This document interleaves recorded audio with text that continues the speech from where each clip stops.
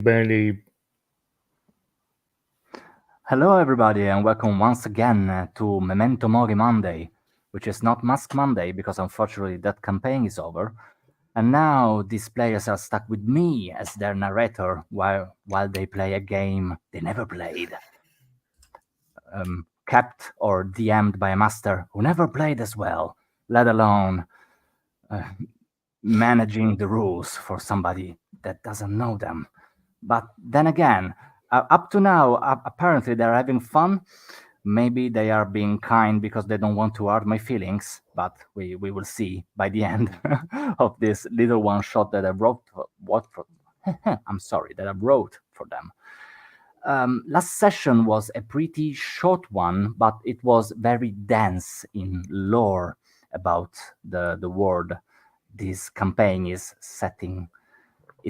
I'm sorry. Do you recall anything that was told to you about your condition or the condition in general of the world you're into? I remember little bits about the dream that the Lord had about this artifact. He wasn't sure of the correct translation. There was some ambiguity about the translation. Mm-hmm. And he was asking if we would be willing to go to a particular place, although he was kind of ambiguous as to where that was, go to a particular place and retrieve this ambiguous item. Mm-hmm. And it's not about being nice to you, Giorgio. It's about being nice to the GM so he doesn't kill us. We're buttering you up in lieu of survival. Yeah, to be totally fair with you, if it want me to kill you, you got a pretty bad condition hanging over you like a sword of Damocles. So Oh yeah, it's not gonna end well either way if you batter no, me up enough or not. But resuming to this summary that you gave, Ronnie, this Lord Brian called you in a certain way after testing your blood with its fingers. Do you remember how he called you? no, sorry. If you spoke up, Phil, you are muted.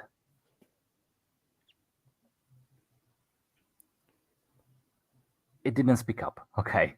Do you recall, Jayson? Yes. That was kind of what I got from him.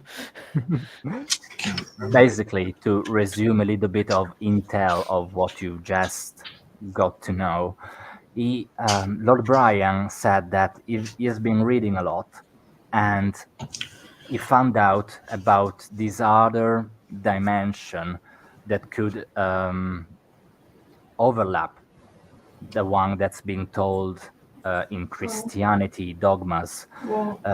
He calls this place the veil that separates these two realms, the one you're walking into and another one full of mirages and extraordinary stuff. And he also explained to you that there are only a certain amount of people that are able to see actually what comes out of this veil and eventually venture past it. You might say beyond the veil. And these people are called the drifters, as they're drifting from one reality to the other.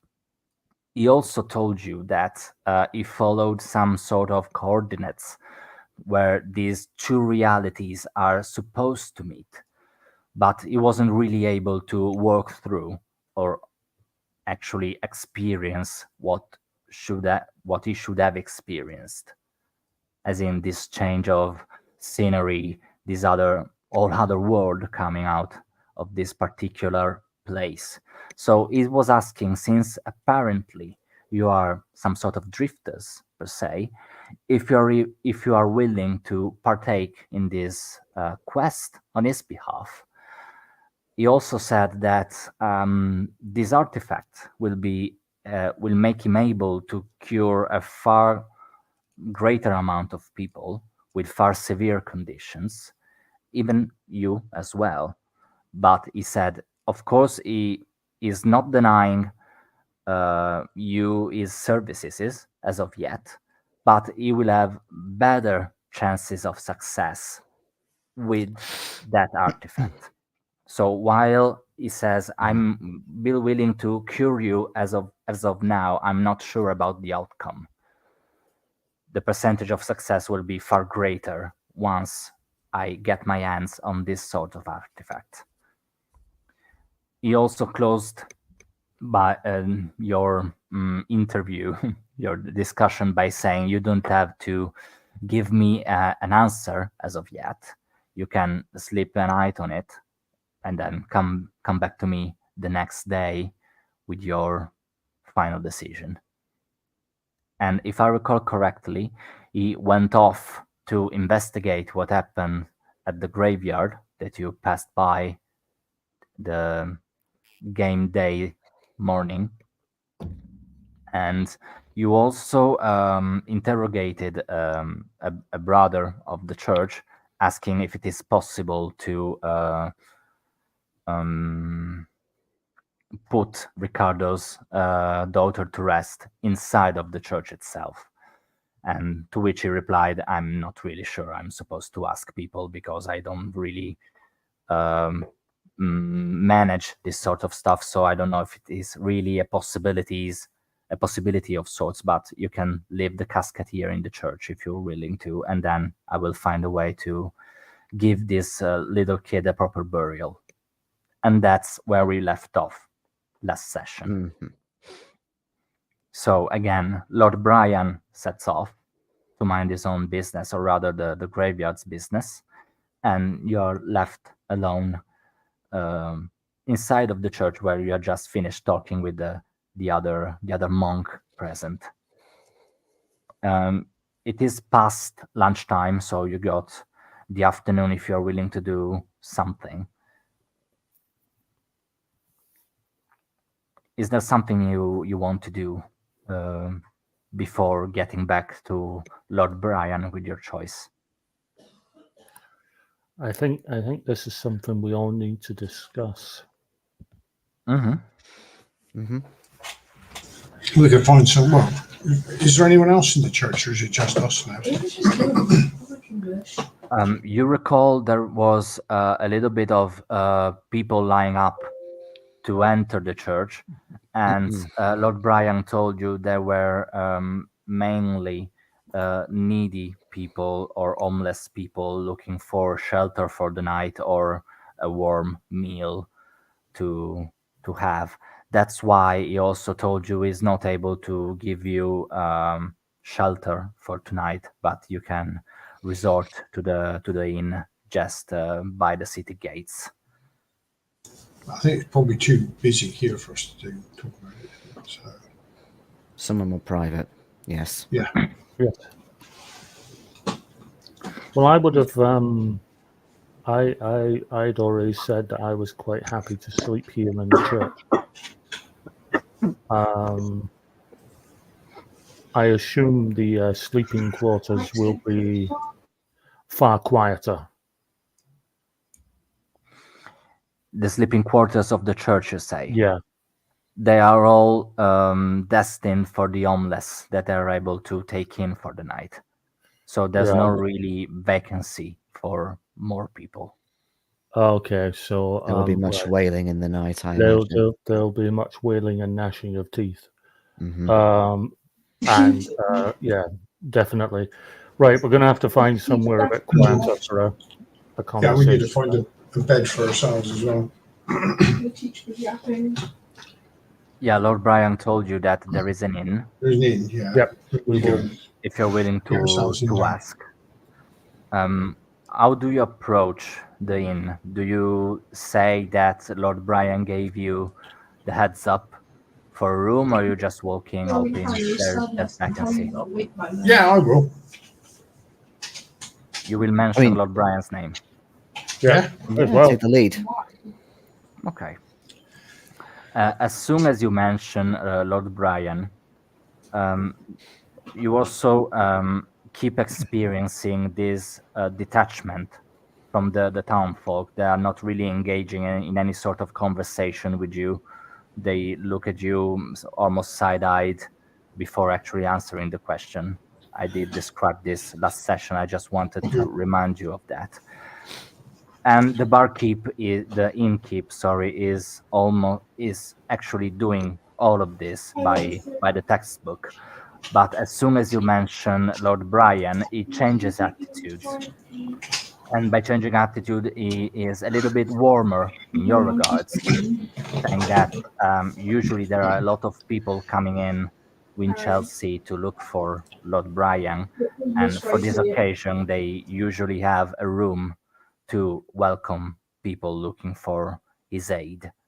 So it will take a couple of minutes for him to actually check the availability of the room, but there should be any problem from you for slip in for a little bit of coin.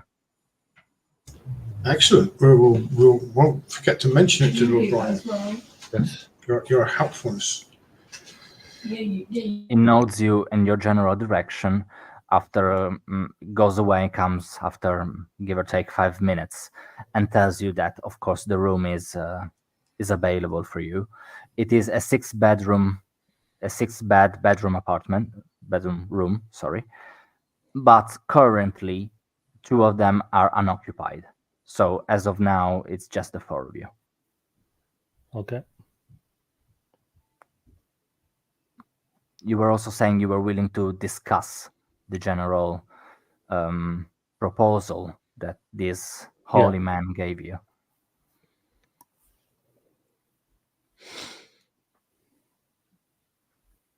My feelings are still the same.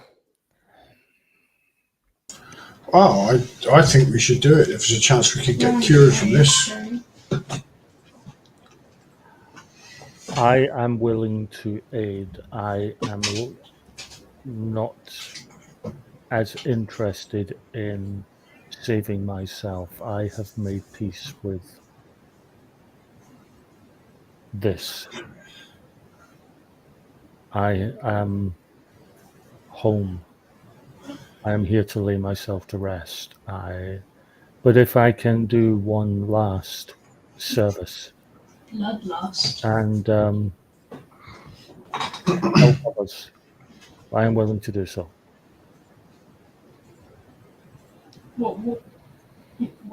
No. All I want is for my daughter to be purified of her ailments. I have, in a way, made peace with myself also, priest. But her destiny is still so uncertain. It would seem to me that if Lord Brian's beliefs hold true, this artifact may well be your daughter's best hope. It seemed that it was only for the living, this artifact and this power, not But the surely dead. if we retrieve this artifact, he's not going to begrudge you a resting place for your daughter. Seems like around here he's a powerful ally to have on your side. I place my hand upon Riccardo's shoulder gently. I do not know if Lord Brian is capable of bringing your daughter back to you, but if he is able to purify her remains so that this dread ailment is no longer upon her bones when we lay her in the ground, then she'll be truly blessed and will enter the kingdom of heaven. I never asked for her to be brought back to me like some sort of ghost or apparition. It is as you said, she needs to enter the kingdom of heaven. But this power that we have yet to see happen ourselves, it seems like there are so many rules to it. So many, what would the scribes call it? Footnotes. We must have faith. Oh, I do have faith. I have faith in the Lord. I wish to pray to him before I make any proper decision. At your convenience, we will return to the church unless you would wish quiet time to pray here. No, I will return to the church later, when you have had chance to rest. I think resting would be good for us all. We have had a weary journey, and our sighting of that strange creature at the cemetery still unsettles me. And I. Let us hope for a good rest for a few hours before we, with clearer minds, answer Lord Brian. I go to the nearest cot, turn in, and zone out. Okay. Just to see if I made out correctly what you just said, are you willing to rest and go back to the church this evening, Yes. or wait for next morning? No, this this evening. evening. Okay. We're just resting for a couple of hours just to take the The edge off. just to take the edge off the trip. Okay. So let's say it's about 8 p.m. when you wake up from your nap, have a decent dinner, and then head back to the church. Does that work for you? Yeah, Or you're willing to go earlier on? sounds about right. Yeah. Sounds fine after a meal, yeah. As you enter the church, you hear a little bit of chattering coming from behind the altar where you suppose the sleeping quarters are. And you hear some mumbled screaming coming from the office or the sacristy where you talked to Lord Brian earlier in the day.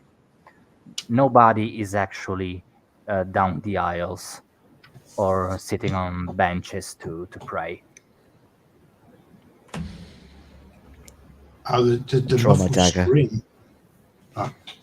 Some muffled screaming, yeah, coming from behind closed doors. Does Rather it sound than- like a man or a woman? Sounds like a man. You're not entirely sure, given the echoes of the Yeah. church Yeah. itself. Are any of the other friars about? I'm sorry? Any of the other brothers around? No. The church itself is completely empty. Okay, that's downright peculiar. Mhm. That's Lord Brian is still here. Not inside. No, in Riccardo that, is- sorry. No, you go. You go. In the room we left him before. I think we should investigate. Yeah. Yeah, Riccardo is going to head towards the sound with his dagger drawn and carefully Okay. approach. If it's a closed door, like you said, then yeah, he's going to carefully approach. Mm-hmm. I will follow John and Riccardo. Okay. I'll pick up my what do they call it again? Quarterstaff. Okay, perfect. Hold it ready. Your gaffer. As you approach the door is indeed closed. If you nudge a little bit on the knob, you see that it moves, so it's not locked. The door is just closed. As you open it, you see that all the papers and documents have been scattered on the ground. There is a man, you're not able to make out who, since you just slightly opened the door, and someone tending to him. So you see a person laying on the desk. You just see his feet; they are moving quite frantically, and someone walking around the desk trying and tend to this person.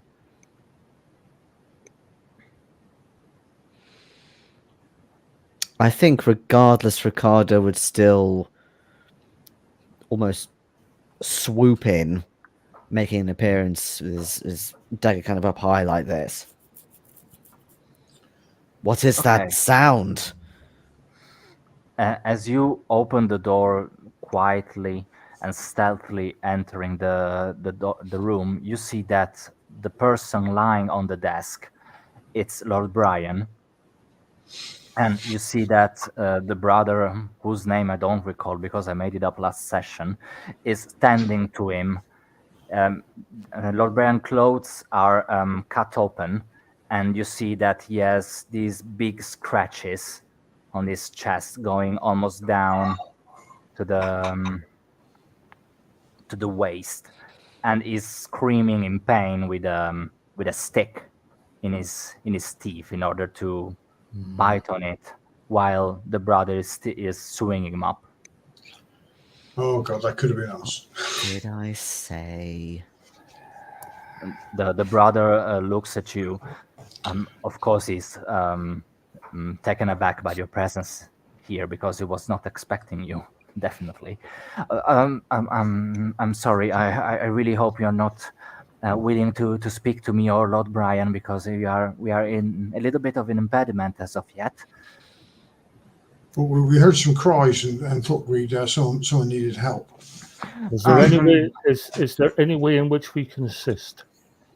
I don't really know what to tell you. I'm almost done here, but thankfully I don't think the claws went in too deep to damage anything relevant. But yeah, Lord Brian, I'm not really in a position to ease the pain, rather than giving him alcohol, and of course I'm sewing his live skin. So and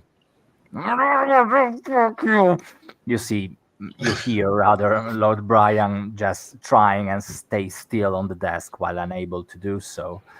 But if you give a closer look to the general appearance of Lord Brian, you see that apparently you might assume he's being attacked by a wolf, given the closeness of the marks he has on his side down to his waist. But to be completely fair, they are nothing more than scratches. They are kind of deep, but you can see it even if you don't have any sort of medical knowledge. You assume that the worst case scenario is infection rather than damage to internal organs or anything else. Brother, Yeah, and yeah, I'm sorry. Just give me a second. you It takes. have wine. Oh, the one I had at hand is down the patient. You see that it takes a little other flask with transparent liquid, and he pours it on the on the wounds. Yeah. Lord Brian lets out a scream, letting the stick fall down, and then passes out completely. You smell rather by the stench of this liquid that it is alcohol that was just poured on the wounds. I was about to suggest pouring wine over the wound to try and cleanse it, but if he's went for something, it looks like he's went for something a bit stronger than the church's house wine. Yeah, that's what I had by hand. Of course, I was not expecting Lord Brian to come back in these conditions. So I was really waiting for first aid to be needed. But now that he's passed away, I can work with Yeah. a calm patient. You see that he imbues a little bit of cloth in this flask and keeps tempering the wounds. Yeah, I'm sorry. Of course, Lord Brian is not really able to talk to you until tomorrow morning. Hopefully, I really hope that he has a good night of sleep. You're I believe he was going to the cemetery. Yeah, so I was told. I actually saw him leave with his assistant. You didn't meet him, right? Grant. He goes by the name of Grant. It wasn't at the church this morning, so I assume you didn't speak to him. But as I was told by Grant himself, they were attacked by this wolf, some sort of rabid dog or something. I wasn't really able to make out anything out of Grant because he's not that talkative of a person. But they were attacked and they jumped right at Lord Byron before Grant was actually able to get him, mounting him on his horse and come back to town. Were they able to dispatch this creature? Yeah, again, this Grant is not that talkative. I was just told they made it out of the graveyard almost in one piece. Do you know where this gentleman is now? Sorry, Riccardo, is that your name, right? Yes. Yeah, would you mind helping me lifting Lord Brian for a sec and keeping him in a sitting position? Of course. As you do so, you see that he is putting bandages over his torso so that the actual wounds stay clean, at least for the night, you might assume. So, for the past few minutes, Riccardo has been eerily silent, watching the wounds and how they look in a slightly creepy obsessiveness. And when the bandages start coming round and covering up the wounds, he actually gently puts a hand and says, I believe the better option would be to allow the wound to breathe, not cover it all up. Yes, you are correct in most circumstances, but since we don't know if people staying here are in your conditions, not being a medic myself, I don't really want these wounds to get infected as of yet. You're going to remove Lord Brian to his own accommodation, then you're not going to leave him here. Yes. To come back to you, Brother Jerome, I was you're here, so I'm going to ask you. But I was hoping to ask Grant if he was willing to help me get Lord Brian upstairs. But I assume you should help me if you don't mind, of course. Of course, we will aid in any way we like. Do you know where this man is now, so that we may speak to him regarding this? No, I left him with another brother, but he didn't appear to have any sort of wounds or scratching on him. So I don't know after that where he went. Okay. Has anyone else gone after this beast, or? I'm sorry? Has anyone else gone after this beast? I am unaware of anyone around these premises to leave town to look for this beast, but as far as I'm concerned and as far as I'm told, this creature didn't follow them. So it's still back at the graveyard.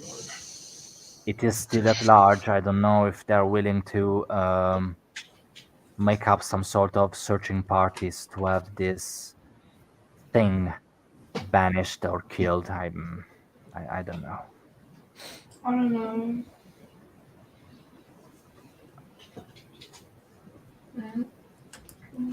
Where's he getting everything? Well, if you don't mind, I am leaving you just a second so that I can get a stretcher, and then we can take Lord Brian to his apartment. If that's okay with you, if you're willing to help, of course. Otherwise, I will have some other brother to help me as soon as that's done. No, of course we will. We will assist in any way we can. Okay.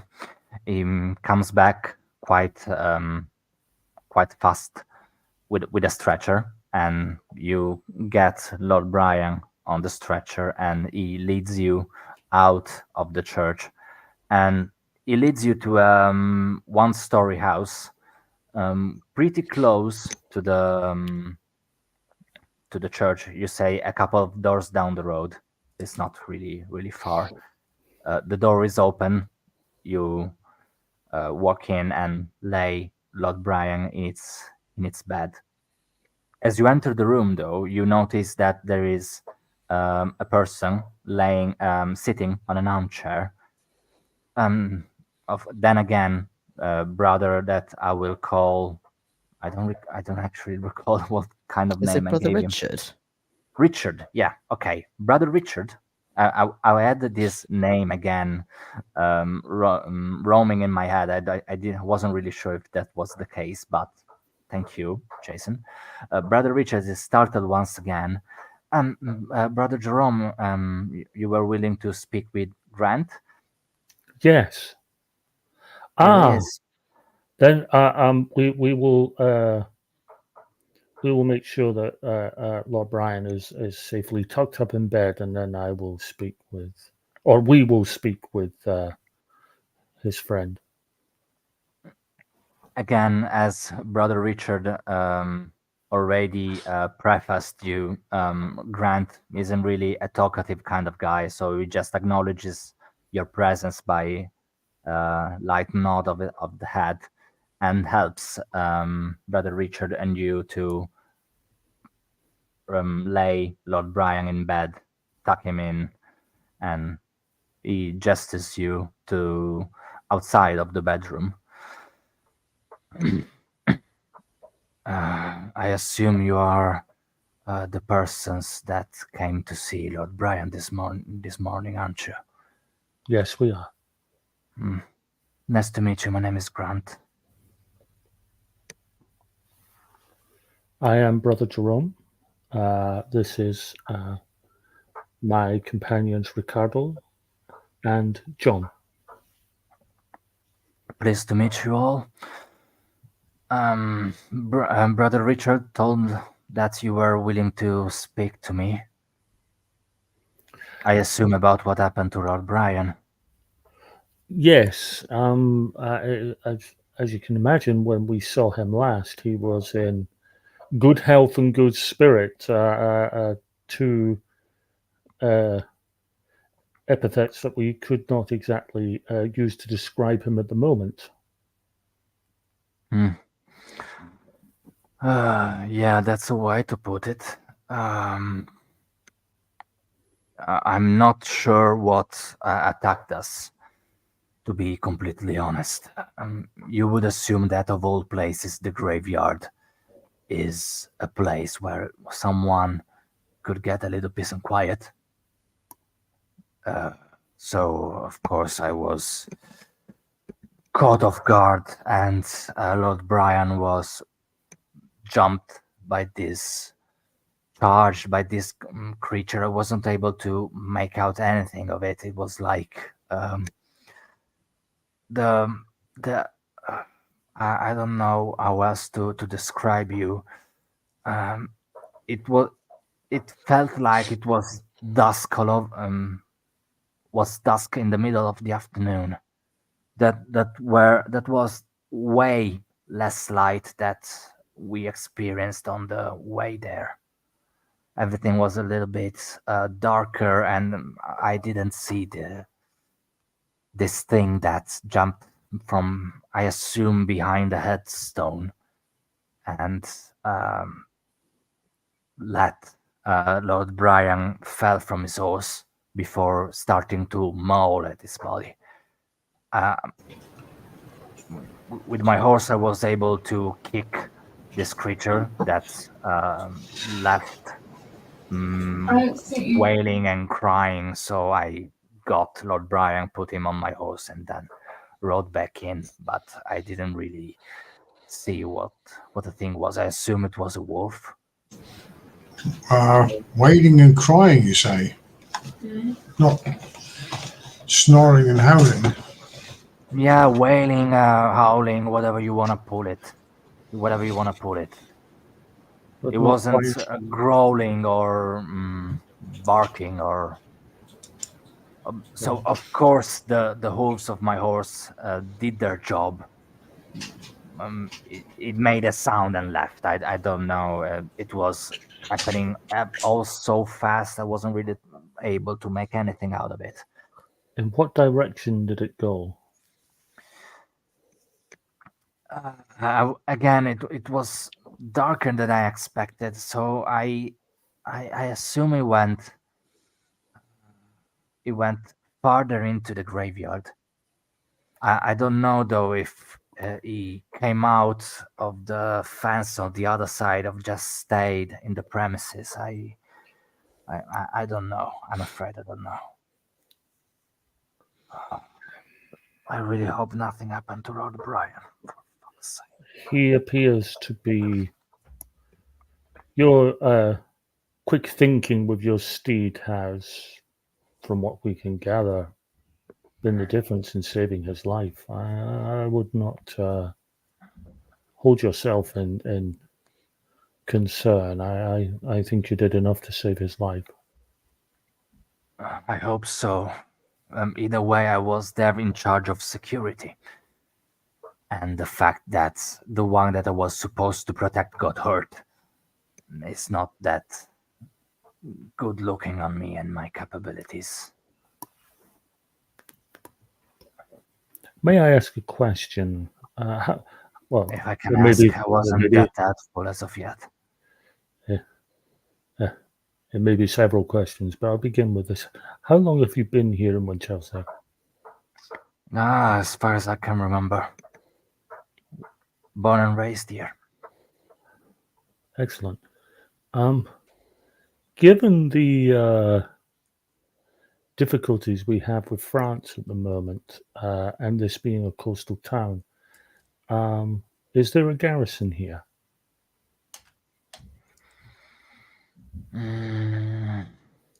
Not really a garrison per se.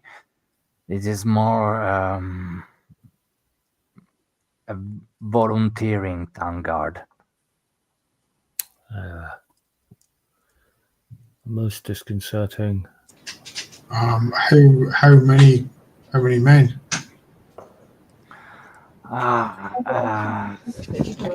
Can we rely on them to hunt this thing down? That's my hope. I doubt it. Yeah, they didn't really receive proper training. Yeah. So they're not military. They know the rudiments. They know the basics, but nothing more than that. Yeah, Some of them are actually hunters, so I would rely on them in try and get this creature. But I don't know if they are willing to leave town, given how many foreigners we have nowadays. Do you These days, know where the nearest garrison is? For the life of me, I couldn't tell you. Okay. We usually are able to settle whatever comes to mind, whatever comes, because we are not really this big of a city where there are these big crimes. Usually somebody steals some food because they don't have enough. Some husband lays his hands way too heavily on the wife. It's something that it is easily dispatched and resolved. We as untrained as they may be compared to standard soldiers, we may require the volunteers of this town to sweep the cemetery and deal with this horror once and for all. They are merely meat shields, brother. They will not last 5 minutes in there. The wounds of the brother were one thing, but I saw, and he uses his dagger specifically to point towards his eye with the blade. I saw the fear in his eyes. I know fear when I see it from someone who's inches away from death. I'm willing to talk with the guard first thing tomorrow morning to send a dispatch and have someone go to either Rai or Ikersham and see if they can lend us a hand in this search. If it requires incentive, impress upon the messenger the fact that this creature is roaming a graveyard, it is roaming holy ground, and whilst it does so, those souls who pass cannot be laid to rest safely. Yeah, I'm not that big on words, but I will, of course, ask whoever will be in charge of the communication to put the Do you have right emphasis. ink and parchment here? Do we have a what? Ink and parchment here. Pen and paper. I assume Lord Brian has something somewhere. He fetches something you see from a desk laying in the living room. With your permission, I could set down in words essentially what I have just spoken. Yeah, Perhaps they please. would aid. Have at it. I can't write myself, so it's all on you. Yeah, I will write it down, fully aware of the fact that the educational system in England at that time was second to absolutely everywhere else. Nearly as bad as it is now. It's nearly as bad as it is now. The only difference is that there was genuine ignorance rather than willful ignorance. Well, we could do with a couple of those hunters attached to the 10 guard you spoke of. Someone who knows the area, someone who can track. Yes. Hello.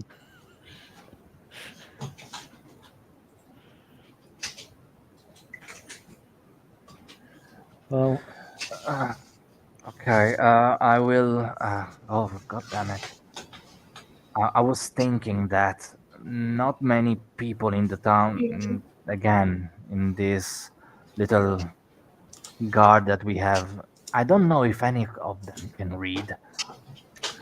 no, but the person that they present it to may very well. Yeah, hopefully. Well, yeah. Are you added? Are you staying at the inn by any chance? Yes. Okay. So we might leave Lord Brian to the attention of Brother Richard, so that he gets a night of sleep. Since I'm going that way too, and yeah, I will give this dispatch to whoever is manning the premises of the town guard and talk about this. But I don't think they will be willing to leave at dark. So I think they will be leaving tomorrow first thing in the morning. That is wise given the circumstances. Is there a way of traveling past the cemetery and circumventing it? Just by the open field. That's why I was thinking that maybe it should be wiser to send the dispatch to Rai, which is a little bit farther away, but on the opposite direction of the cemetery. Okay.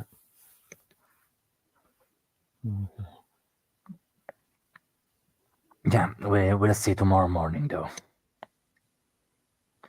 Again, thank you, brother Jeremiah. Jerome. Jerome, yeah, sorry. Is there anything else you wanted to ask me? No, I can see that it has been a trying day. If anything more comes to mind, I am sure I'll be able to discuss with you tomorrow. Yeah, sure.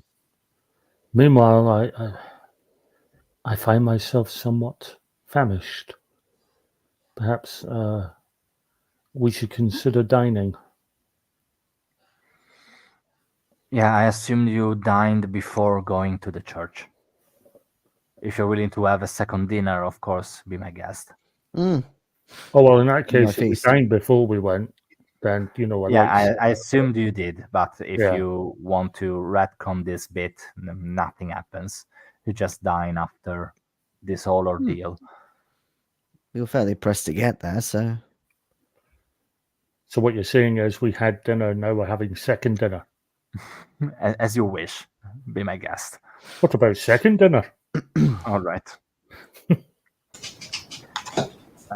You part ways with Grant. That goes his separate way, and of course he doesn't reconvene with you unless you ask him to. No, I don't know about the rest of you, but I think we should maybe leave him for the evening. Well, you probably someone needs to stay with Brian anyway, don't they? So it's probably, he's probably the best one for that. Currently, there's brother Richard with him. Oh, he's with there as well, is he? Yeah, he moved out to Lord Brian's house with you and stayed there after you left. We don't necessarily need him tonight. We might need him tomorrow, so we can perhaps we can ask questions. Grant bears not a single scratch. He will be just fine. Plus, somebody should be there that can actually handle a sword for when, invariably and I'm speaking as a player, not as Jerome. When the lycanthropy actually hits, and he, Lord Brian goes into full werewolf mode. Poor old. We can't just leave Brother Richard there. We've got to have somebody else who can actually stop Brother Richard from being his first victim. Well volunteered. No, that's why Grant has a sword. And yet he didn't seem to use it. I'm granting him that. Like skinny toilet too. Way. And you just play like skinny toilet too. Yeah, he's probably going to feel too guilty about not helping him the first time around to actually kill him. To be fair, I think he did the smart thing, which was get the damn thing out of the way and get Brian up in a horse and bolt for it.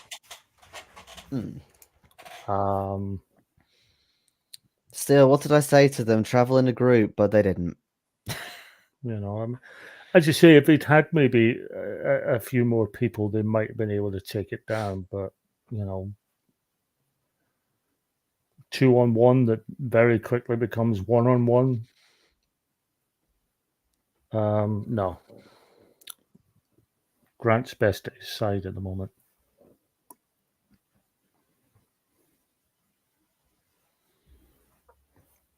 Okay, so you have your second dinner, which is, of course, as on the menu, everything you had on the first dinner. Well, we're Just just having the same thing but in a different order. I should Exactly. start. From bottom to top rather than top to bottom. And I complete aside, but I always remember Barry Norman, the film critic, reviewing Die Hard 2 and saying that Die Hard 2 is an example of Die Hard being steak, chips, and beans, and Die Hard 2 being beans, steak, and chips, and trying to convince you it's a different dinner. that's basically what's happening right now. But also, who has steak with beans? You don't know. People have interesting diets. Could be green beans. Could be. Yes, I think that's the only acceptable bean with steak. They call me a Because baked beans, They no. call me a nurse. No. Depends on the steak. No. I'm sorry. I was going to say, what we're discussing is, we got a plan of attack for this thing tomorrow, this hunting tomorrow. I think if we had a couple of hunters with us who could track and maybe have bows, it'd be a good For the idea. second time, hello. Oh, you can track. Sorry, I didn't know that. I didn't think it was a hunter. I'm a witch finder. Of course I can fucking track your plonker. Oh, okay. Well, animals as well. Okay. Well, I thought you were more about just going into villages and just decimating the population rather than. well, that's the Sunday agenda, but Monday, Tuesday, Wednesday, I tend to wander around on the moors and track, fugitives. Oh, okay. Some people with bows would be handy though. A man of I many haven't got a talents. bow. I haven't got a bow, but I have a pistol. But yeah, I do Oh wow. have decent tracking, according to my first virtue of hunter. Okay. All of this is something you want to deal with in the morning or now? Oh, we're just having a Oh, discussion. not at over a meal. night. No. Not going Not at at night. night. We're just having a discussion over a meal about how we're going to handle the next day. Yeah, because we're going to have to make a choice. Do we hold off on going this quest to help out with the cemetery, or do we prioritize this quest and trying to get this cure and leave the cemetery situation with the locals? I think we need to sort this first because we're no one left by the time we get back. Hi, Harry. You don't know that. I'm fairly convinced that the populace will not be able to deal with it because they haven't done so far. As far as you're concerned, this started to be an issue today. Oh, One day too late, narrator. Yeah. No, what I meant is that you don't really have evidence of this creature or wolf or whatever it is to being a problem prior today. And we want to see Lord Brian healthier or at least stable again, don't we? Because otherwise, he's our sort of patron. Is there any point in going if he's not going to be? Do we need more information? Like where are we going? And we need that information anyway. So there's no point in making a full-on decision until at least he's able to talk. Hopefully, that'll be in the morning. Yeah. The problem is if this thing has just appeared, then we have to assume certain things. Either it's a complete coincidence, or it is our presence that has brought this thing, and maybe our leaving will send it away. You know, Or it that's is the machinations of a godlike figure that looks down upon us from a place in Italy. I'm talking about. geographically impossible. I'm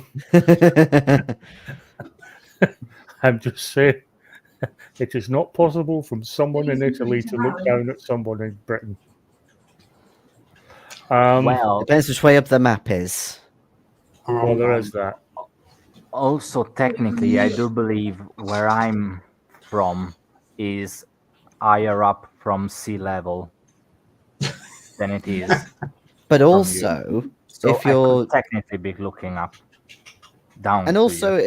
if you're doing it from a globe perspective, then yeah, if Italy is here and we're here, then yeah, we can be it's looked all a down matter of upon. perspective. Yeah. Speaking of perspective, I'm sure most people in Europe can look down on us as well. well, there is that at the moment. But Canada has entered the chat. Oh, absolutely, you're way further north than we are, Hugh. is it possible for a Canadian to look down on a UKer?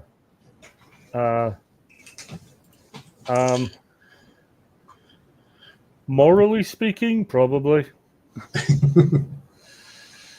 At the moment, there's probably dictatorships fucking looking down at us morally. The only thing Britain has going for it is that it can still look down at the USA. But never Anyway. mind. Right.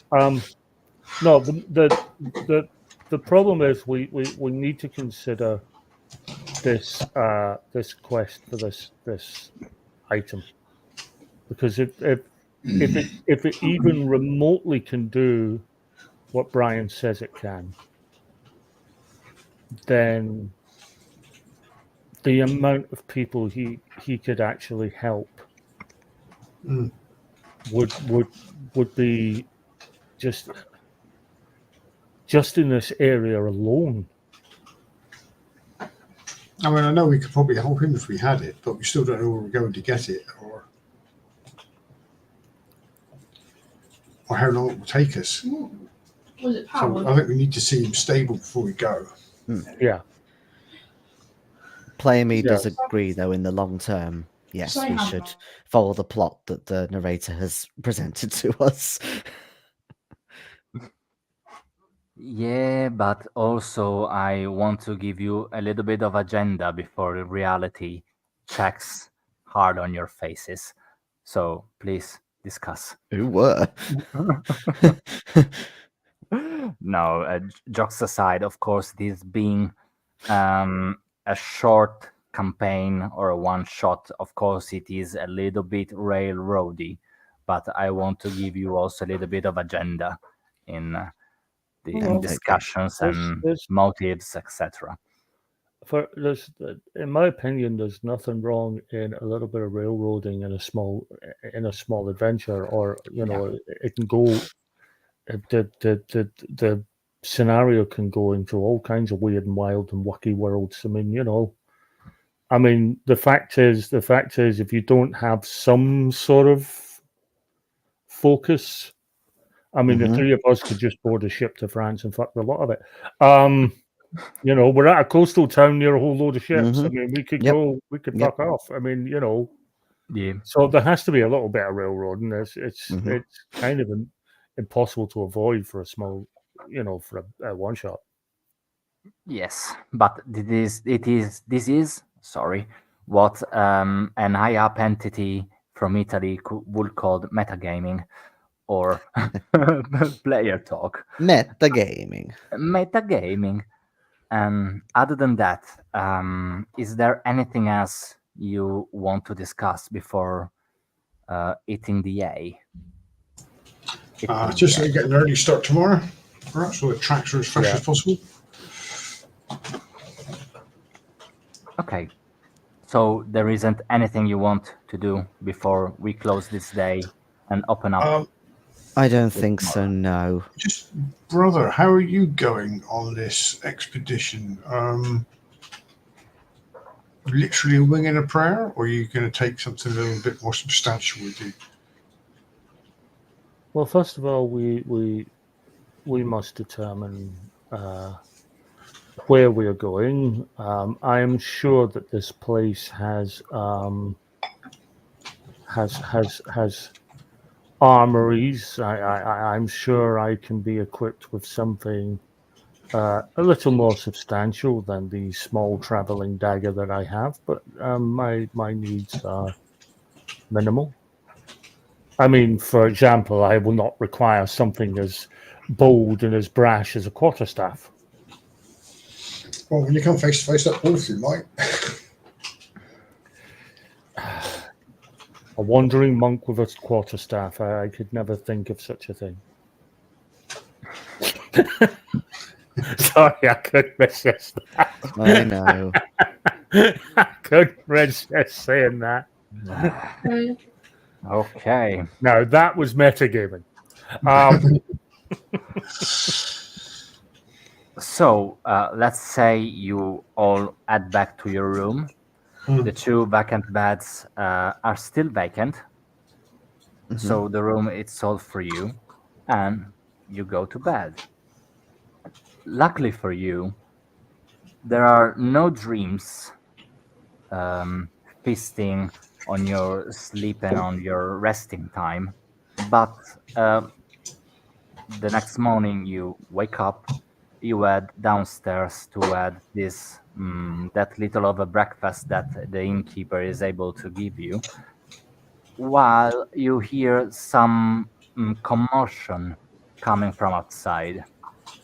People screaming, you hear someone maybe crying, you're not entirely sure. Oh, what's this thing struck again? Typical Wednesday morning. And of course, the innkeep as well is on alert because it doesn't know what's happening outside since it is in there with you. Head outside, have a look. Yeah. Don't know about Wednesday. It must be Thursday. Never could get the hang of Thursdays. You see that there is quite few people all pressed up together looking into an alley behind the inn.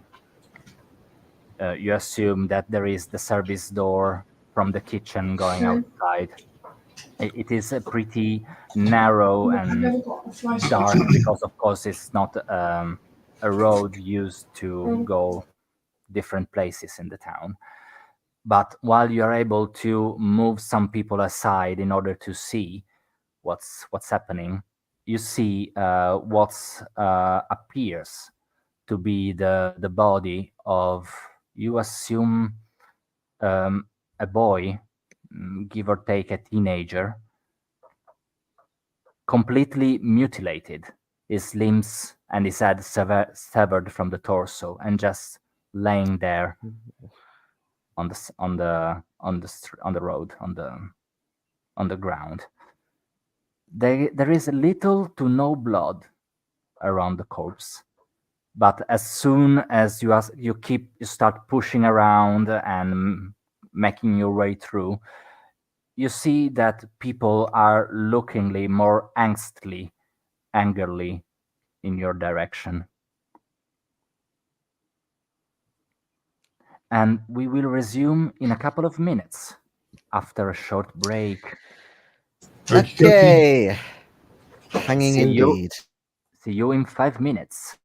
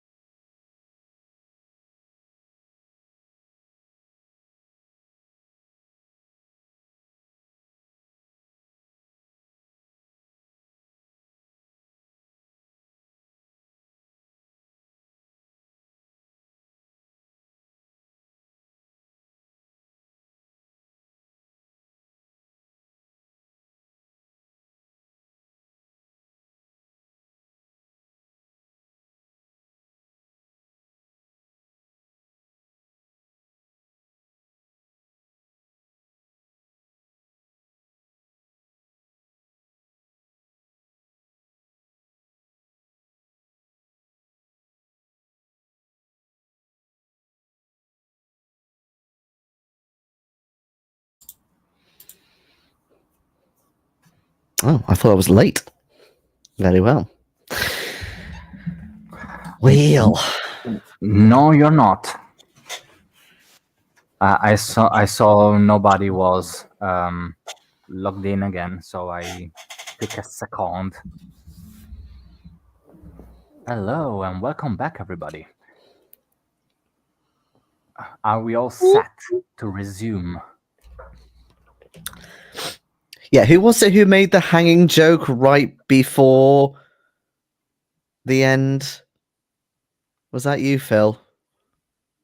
What joke? No, no, hang you mentioned hanging around or something, or have I just imagined that? Yeah. Oh, okay. Oh my god. I'm pretty sure. No, I mean, why was that? I do recall somebody saying, "Well, it's not time to hang around here anymore," or something. There along you those go. I'm not lines. going mad. But I'm I not don't going know. mad. I don't know who said it. To be completely honest. No, I'm sorry. The guys in the top row there are hearing things. Oh, I see how it is. Gaslighting it is.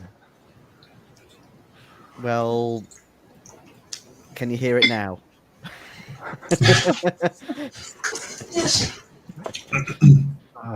Okay. Flipping heck. Oh. Okay. So again, you push your way through the crowd to see these body parts scattered around on the ground. Again, as I was mentioning before, little to no blood is around the body parts, and it does look like limbs were not teared apart. They were cut. Not I imagine Riccardo will exactly. see that fairly quickly. Yeah. Exactly. They were not maybe that precise in doing so, but then again, if a tissue is teared apart, of course, it it has some particular patterns that lets you believe that this Yeah, is not the case. They'll have ragged edges Mm-hmm.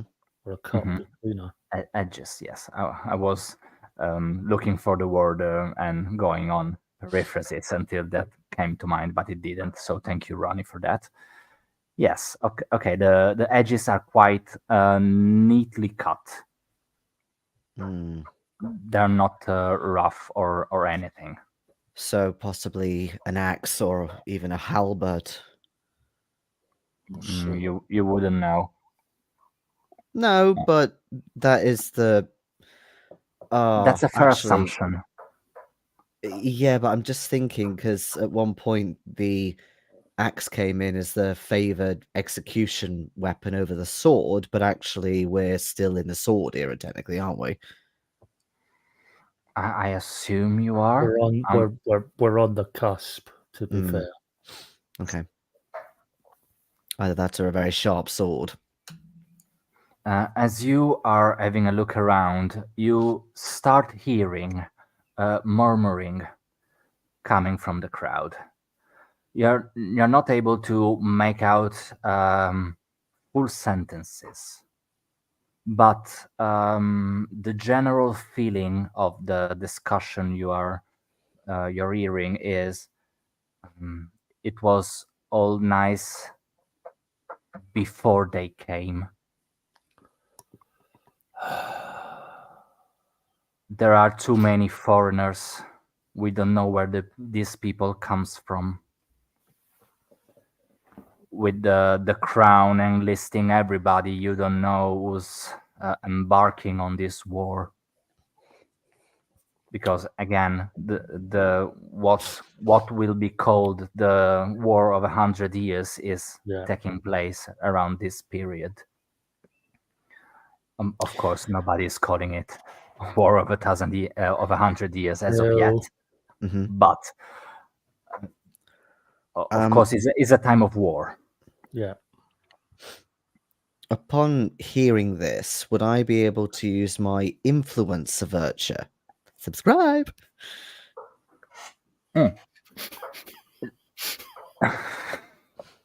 Couldn't resist. I'll only do that once. Please try and resist next time. But Yes, serious. no, of course, jokes aside. Yes, but I want you, given this is a narrative game, Mhm. I want you to describe how you plan to put it into the game, into your actions. What are you willing to do, to say? Yeah. So Riccardo will step forward into the crowd a bit more to make sure that everyone can see him rather than people just talking about him and the others. And he makes sure that his cross pendant is nice and visible. And he, kind of bears his chest out a bit. And he says, "You speak of foreigners as if they are a bad thing. But I am a witch finder, and I have come with my companions to cleanse this god-forsaken place. You see France having eyes upon you, do you not? Sinners coming here to taint this place?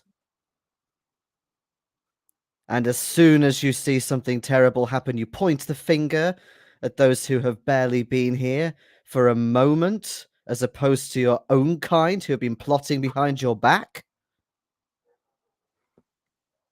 Okay, that's Lots perfect. lots of rhetoric that's quite dramatic and slightly vague and all that.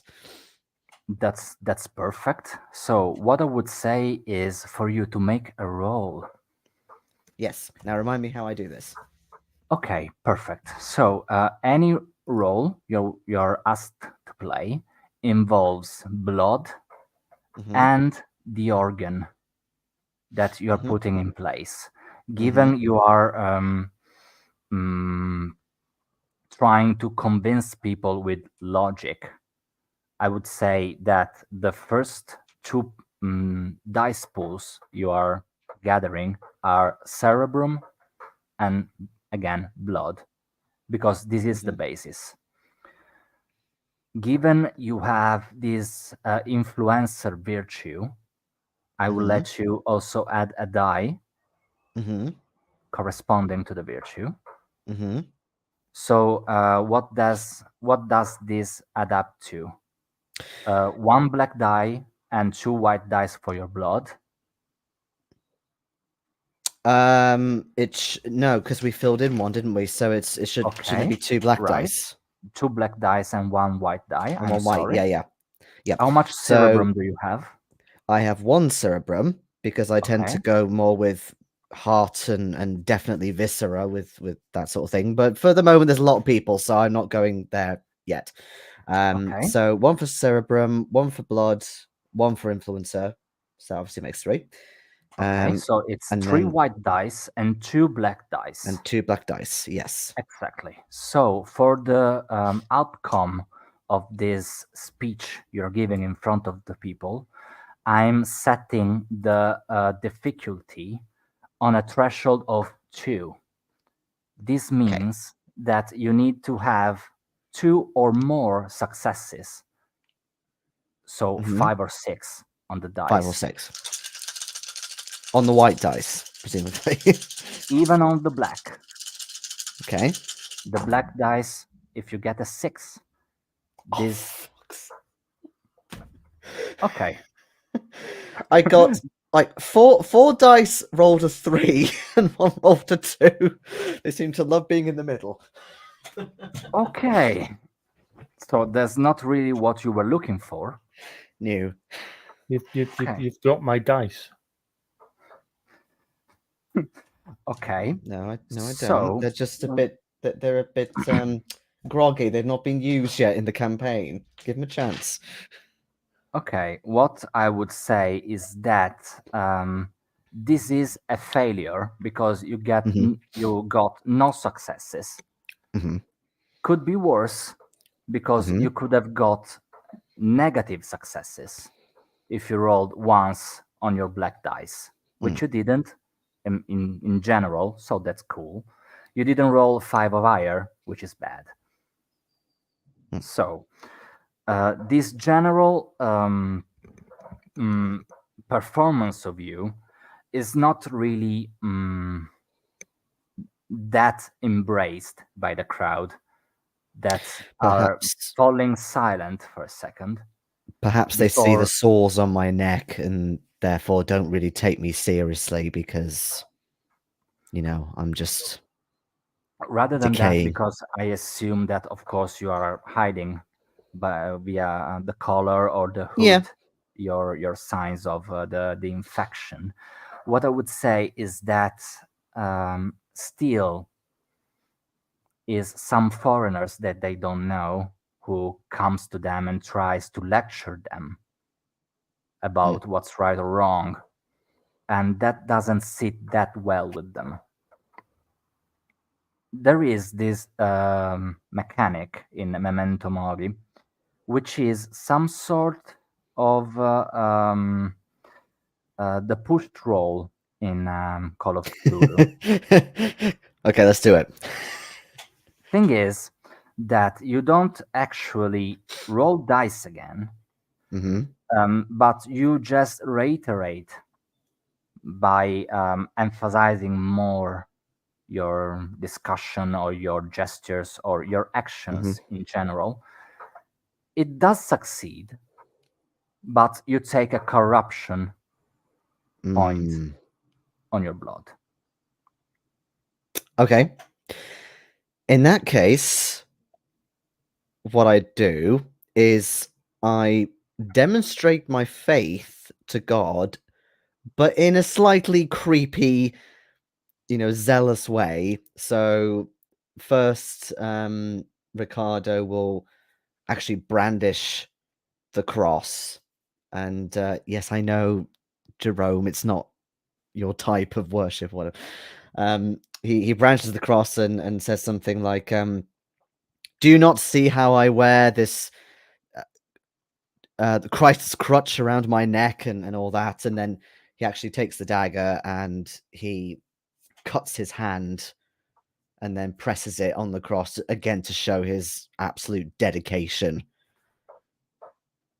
Okay, that's creepy in the way I like it. Mhm. So you held your cross high while your blood dripples Mhm. on Oh, the yeah. ground. It is thick and dark blood coming down from the cross, sorry, and making a puddle in the ground.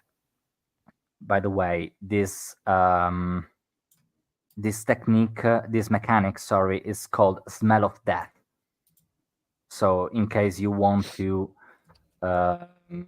use it further up in the game, thing is, it should be an action. You can call it for an action that can be reiterated, as it is for a combat, for example. You don't have that much time in order to react to a failure, etc. While it is convincing people or looking for stuff or analyzing documents, that's perfectly fine. Again, the action automatically succeeds, but you gain a corruption point on your blood. As of now, Yep. you have 3 points of corruption on your blood. Mhm. Nothing changes as of yet, but should you get the the fourth, you will erase the second and the third. That will get will turn white again, but you will need to corrupt something else. Something else. Yeah. Perfect. So while you do this, your cross held up high and screaming in the face of the crowd about the goodness and the righteousness of your belief and your intentions and your holy mission to help this godforsaken land. You see that what started to grow into screams directed at your personas, at your people, start to settle down a little bit. They are not quite convinced yet, but they are willing to open a passage for you to add through in case you want to leave the premises. As soon as the crowd opens up a little bit to let you go your merry way for the townfolk to deal with townfolk stuff, you see that by the end of the alley where you came from, there is Grant looking directly at you. He looks at you, not really convinced about the act that you put through and that you put on, and he sees your bloody hand, your bloody cross, etc. He heard, you assume, what you just told the crowd, and he gestures you to come his way.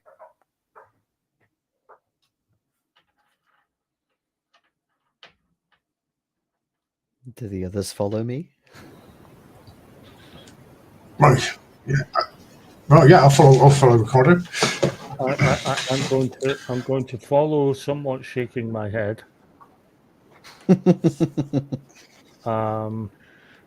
I'm not used to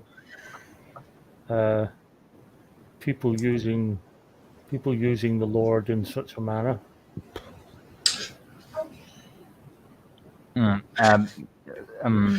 Right before you reach Grant, you see that he starts walking towards the main town square. Okay. And it starts walking a little bit fast-paced, asking you via gestures to keep up his pace. And he tells you that apparently Lord Brian made a pretty good recovery, and of course he is still damaged. Okay, he's still wounded, but he is able to walk almost unaided, and he is willing to talk to you. It is a good recovery. Does that seem a bit quick to us?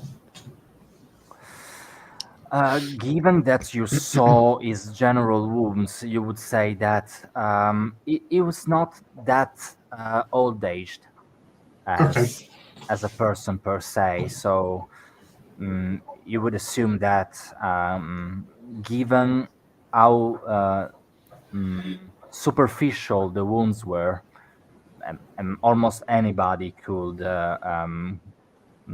get out of bed and do basic stuff. Of course, maybe he won't be lifting weight anytime soon, but then again, it's not really his mansion or his job to lumberjack around or build houses, etc. So Plus, you would assume that, of course, that may be aided by Brother Richard, or with a staple, he will be able to walk just fine. Plus, again, maybe not run, but given his position, he could probably be brave facing a bit as well. It is operational at the very least. Yeah.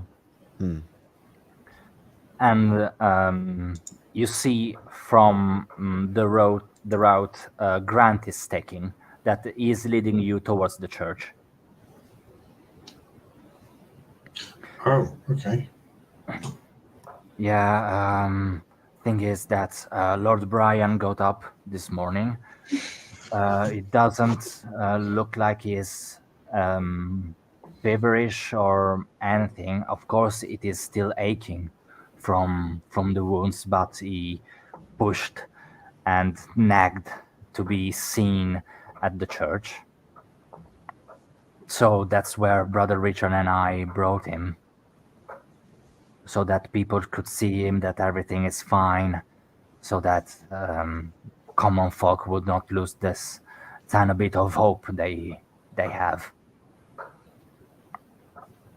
And as soon as you enter the church itself, you see that Lord Brian is speaking with someone that you don't recognize, and he is sitting on a church bench, rather than welcoming you in the sacristy as he did the day before. As soon as he hears you and Grant walking in, he looks back at the entrance of the church and ushers away the person he is speaking to. That comes your way in the different direction in order to exit the church. Again, you've never seen this man before, so you're not able to make out exactly who he's talking to. Lord Brian looks at you with a visible face of pain, and I hope you will forgive me if I don't stand up greeting you. But again, thank you for meeting me. I hope you had a chance to think about what I told you yesterday. It has there has been a little other conversation. Would you mind me asking what you decided? We are keen to vanquish this beast closer to home first.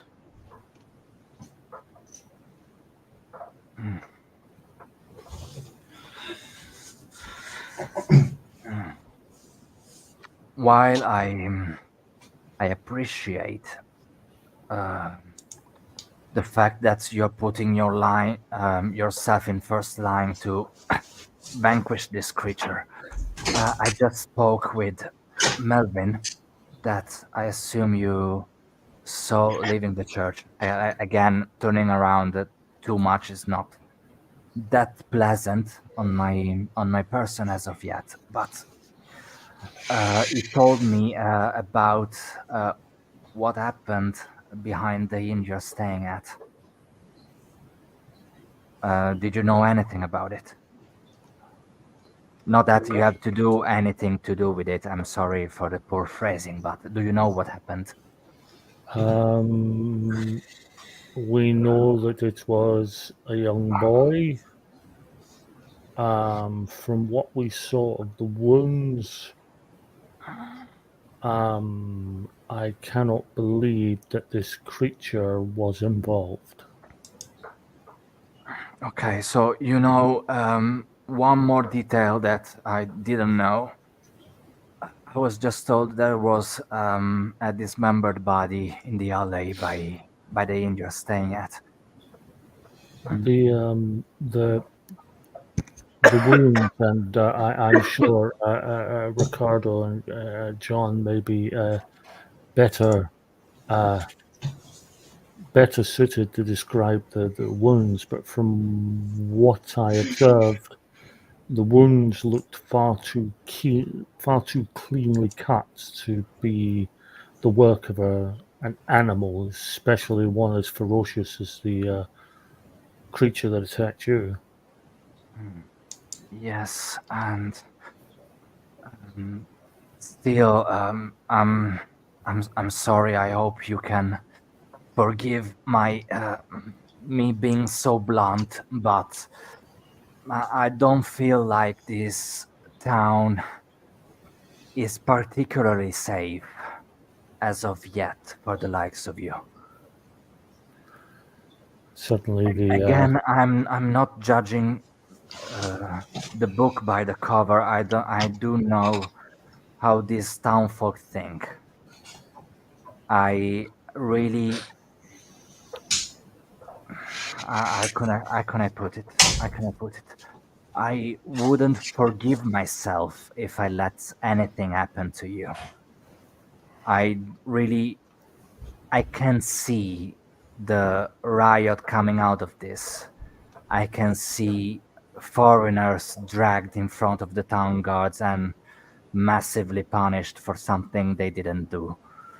I really don't want you to suffer this fate.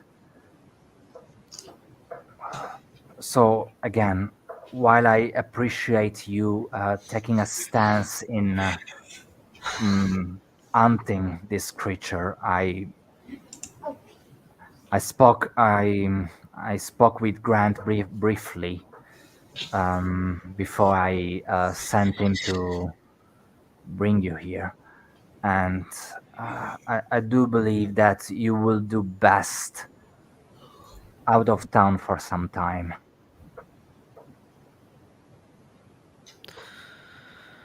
But what of you? You have already been wounded. Yes, and while this hurts like hell, because it does, I won't be that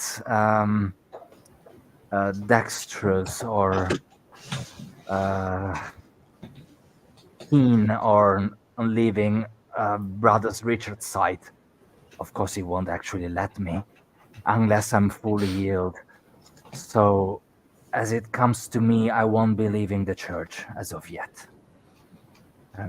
Again, I am moving with a staple, while if my staple is not Brother Richard itself or Grant, so I could easily walk up to the sacristy. That's that. And I need, of course, medical attention so that I won't be taking part into the search parties that I heard are already organized. And again, as I was saying before, I spoke to Grant, and is willing to lead you to the coordinates that I spoke to you about. Very well. Again, I don't want to force any choice on you, but I really strongly advise not to stick around, because I know how these people think, and they don't speak highly of foreigners. So when I agree this decision I am imposing on you would benefit me, as in benefit the quest that I gave you. When I'm speaking to you now, all I have in mind is your well-being, first and foremost. Again, I wouldn't easily forgive myself if something was to happen to you because of something I could have prevented, as I'm trying to do. But then again, it's your choice.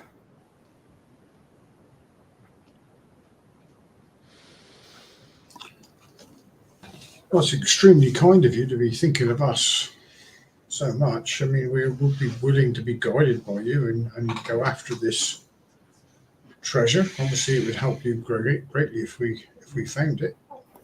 Yes. Yeah, but If you're still, sure I that won't this be guiding hangs on. anyone. Then again, I won't be guiding anyone. I won't be guiding the search party. I won't be guiding this quest. I won't be leaving the church. If you're sure that the town guard can handle it, then A dispatch was sent to Rye.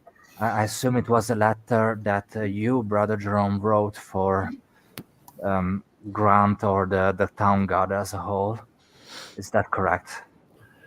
Yes, your compatriot made it plain that he is a man of few words and would find it. He would not be comfortable with having to describe in such detail the problem here in the town. I wrote a letter explaining everything. That was very kind of you, and again, I was just asking confirmation because it is what I made out of the grunts and the half words that Grant told me before coming and get you. And you see that as a response, Grant keep scoffing and shouldering to this.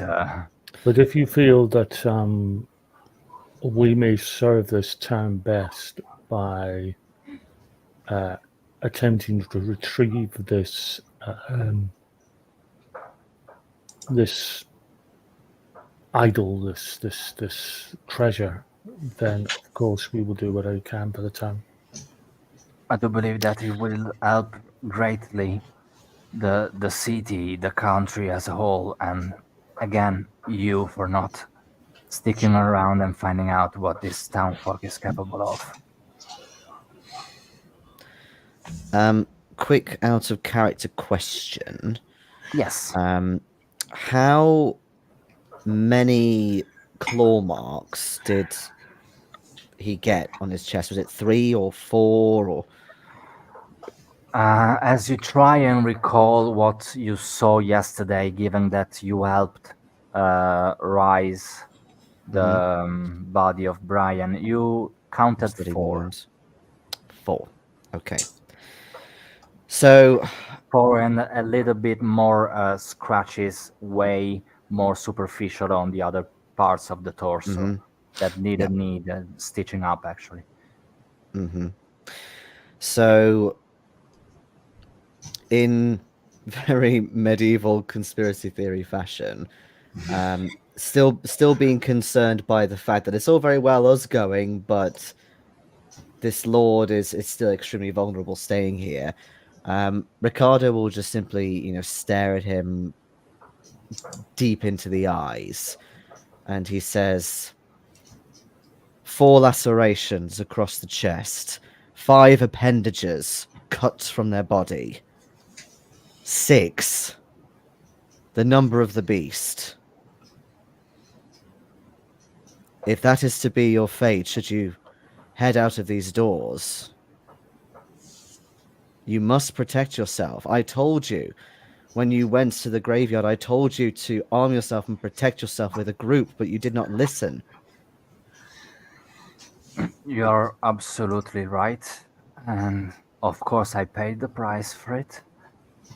And I don't really know what to say to ease your soul, but then again, Winchelsea is closed behind closed walls. I am closed behind closed doors of this church.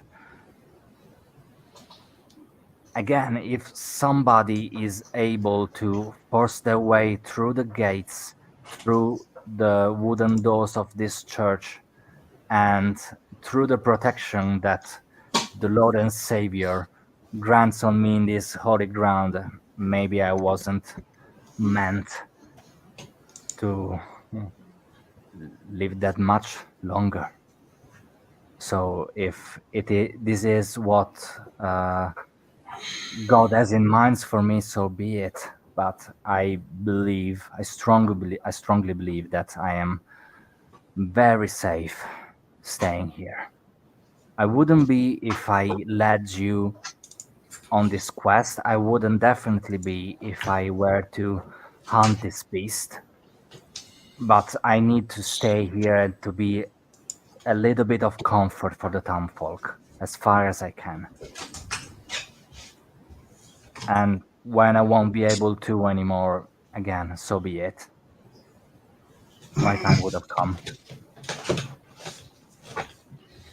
Meanwhile, of course, I recall what you asked of me, Riccardo. Unfortunately, as you can tell, I'm not able to give proper burial to your daughter. Not in general, not in the cemetery, given that it is, again, haunted, you might say. And I'm afraid we are not really in a position to bury her inside of these premises. So while you're out, of course, I will find a way, and maybe, again, as soon as people from Rai will come in, ask if they are able to take your daughter to their cemetery, to their holy grounds, and have a proper burial over there. But this will take time. I'm still working on it. I didn't forget.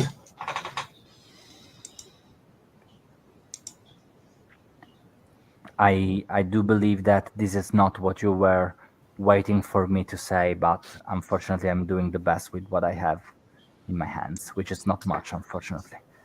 Riccardo just impulsively grabs something small, either like a little cup or something, and just throws it at the wall in anger.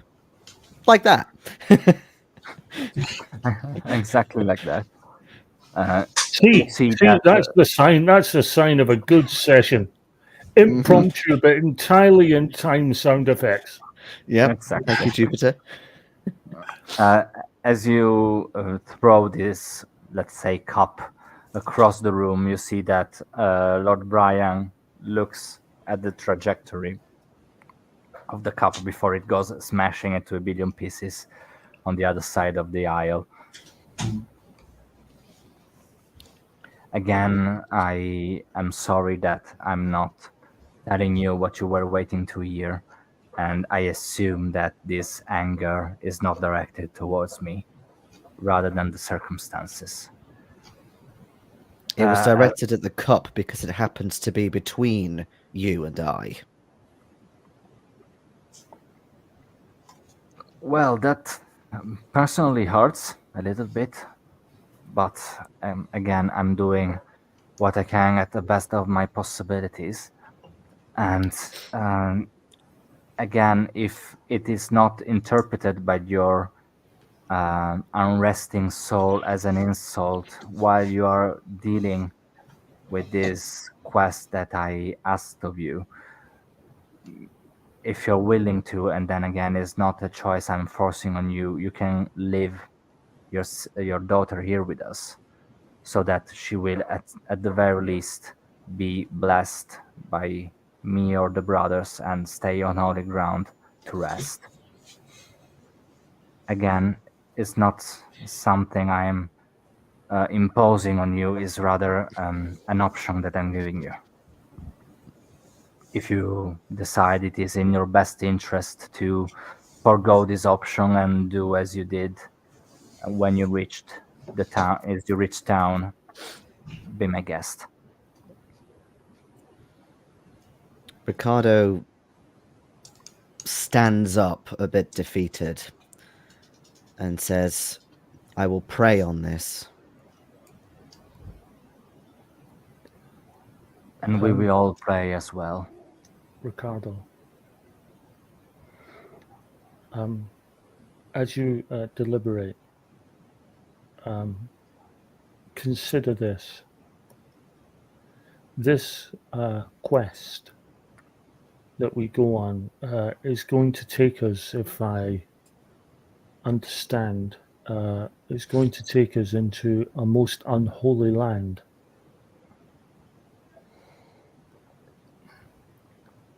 I cannot bear the thought that should we perish there, that your daughter will be trapped there if you take her with you. Here at least she is on holy ground. We can make no such promise where we are going.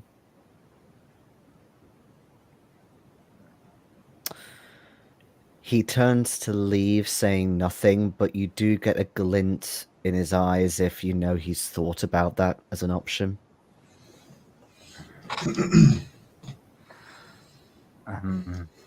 Again, Lord Brian is trying to stand up, but he,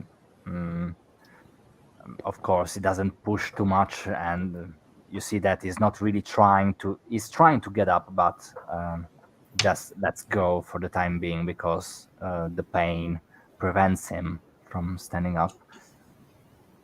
You, Brother Jerome, have definitely a point.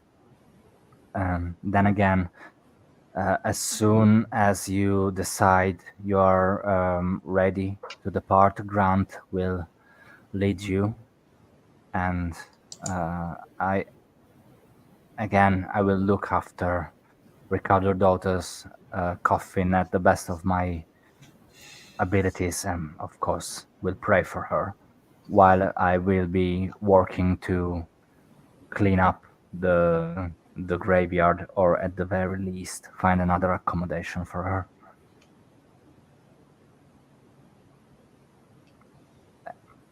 Please let me know as soon as you decide. I believe my companion will wish to prey upon his decision. I hope you can understand that this is something that speaks to his very soul. It will not be an easy decision, regardless of whichever one he arrives at. Of course. I'm not pushing you in any direction. Of course. Indeed. As I was saying before. I too will pray for good guidance for us all. You will have our answer soon. Thank you very much. Then he nods at you because he's not willing or able to actually stand up. So Yeah. Exit and sort of head to the main try and catch chapel. Riccardo. If he's gone back to the inn, that is he. Oh, wrong one. Not necessarily back to the inn. He would definitely at least find a secluded part of the church to go and pray. I will light a candle for his daughter. We haven't run out of candles yet. Like a lot of candles. Never run out of candles. Never run out of candles. It's a candle. It's just never-ending candles. Or is it just a lot of earwax? I can neither confirm nor deny the rumor. still there's plenty. All I can say is the brothers do hear very well.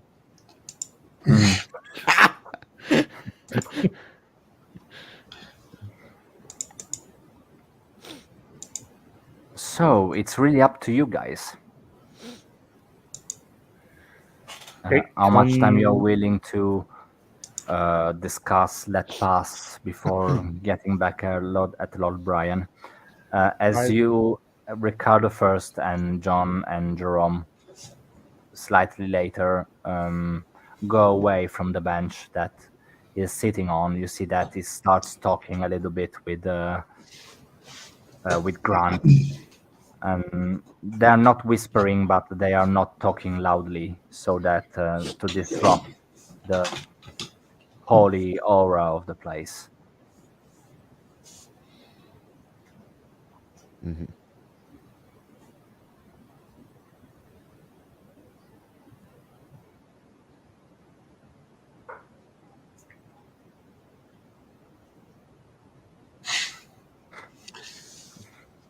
If we catch Riccardo up, I'll sort of like stand next to him for a bit quietly while Riccardo is thinking, and then I'll say to him,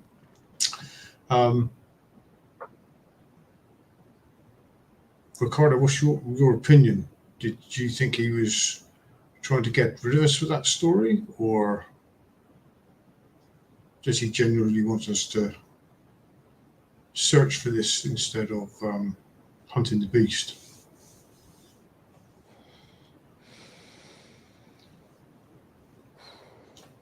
I don't think it is either.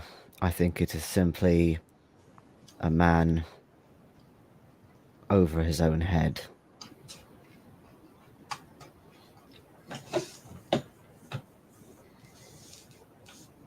But what I do think is that if he wants us to go after some sort of strange artifact or trinket, and we bring it back and he has perished, then what on earth was the point? It would all have been for nothing.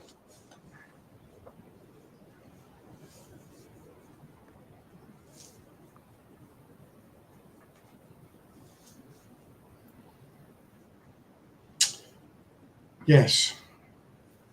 He just seems very, very keen for us to go immediately. I think he is reading the crowd. You can see that hostilities are rising, are leaving me soothed things.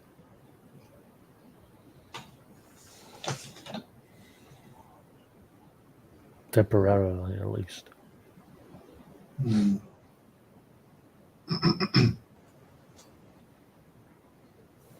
So, do we go? Oh, I yes, we think go.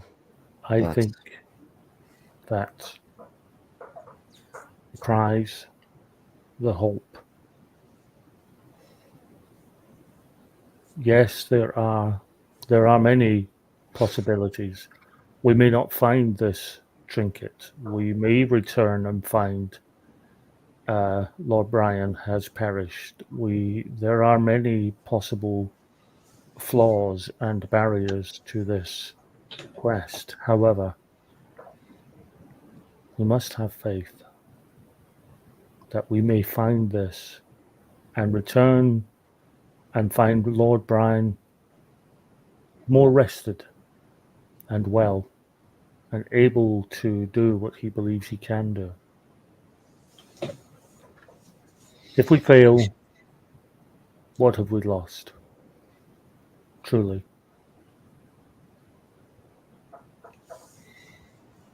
We have so little time left in our lives. We can wallow in our days, or we can use those days in service of others. Even if we fail, then we know at least in our hearts we tried to do one last good thing.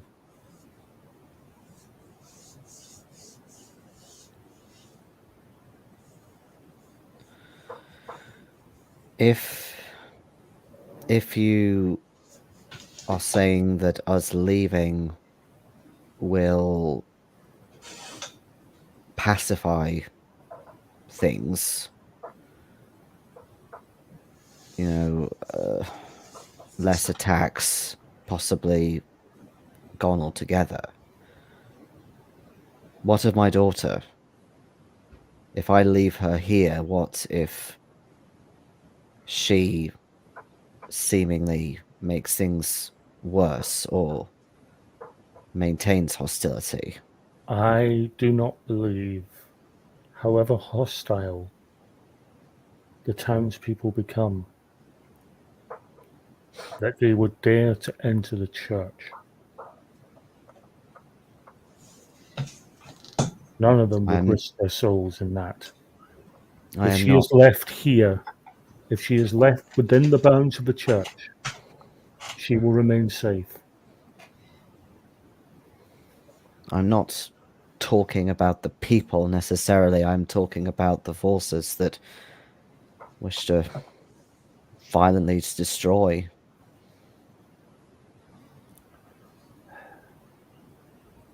Then we must hope that this relic can do more than just cleanse of this plague. It may turn the tide, bring light to the darkness.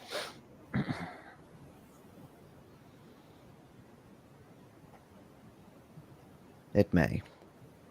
There is so little time.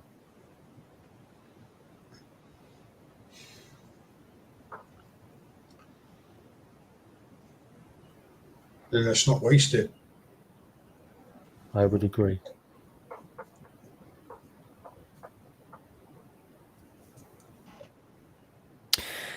I would like roughly a week's worth of time to decide whether to bring my daughter or not. As in, out of character week. Oh, Because I'm a bit torn. I'm not sure. Is that the player asking, can we end the session now? Well, it doesn't have to be right now, but preferably let's not go miles if that's all right. Yeah, it's no problem for me. Apparently, I'm not able to write sessions anymore because this old bit was supposed to happen last week that we ended up short, and there's still a bit missing. Right. Oh. No, right. No, it's Right. it's not an issue. Of course, I don't want, again, as Lord Brian, I don't want to force decisions or course of events on you. But then again, if you're willing to end the session here and have a thought about what's the stake, what are the stakes of Yep. going a direction or the other, it's perfectly fine with me, and we can resume next week. GMing 101. No GM scenario survives his players. Ever. Ever. It just doesn't happen. Mm-hmm. Okay. Excellent. Yes, Is everyone on board to end Yeah. the session here?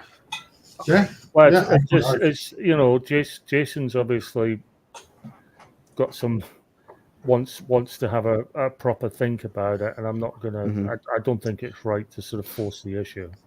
That's a big thing for his character. Because I have some ideas. Let's say. Yeah. So I'm Are you okay with going this. full Demon Slayer with a Yeah. casket tied on your back? I'll have a chat to you. Okay. Hope I can help. Mm-hmm.